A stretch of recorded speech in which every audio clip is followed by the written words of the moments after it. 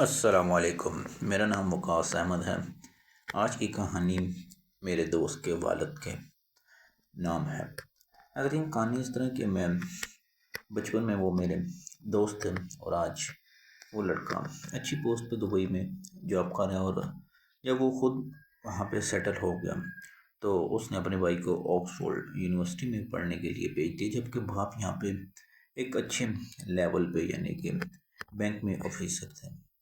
وہ بندہ بھی بہت زیادہ اچھا تھا، محنتی بھی تھا، بس اپنے سے کام رکھتا تھا۔ ایک دن ایسا ہوا کہ اس نے 2 بچوں کو ظاہر بات باہر بھیجا ہوا تھا، ادھر سارے معاملات خود دیکھتا تھا، تو بیمار ہو گیا۔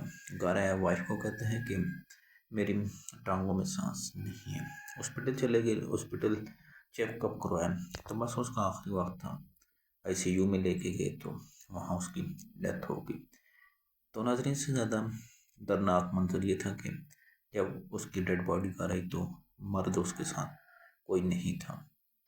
تو ناظرین، اللہ کامل مغفرت فرمائے۔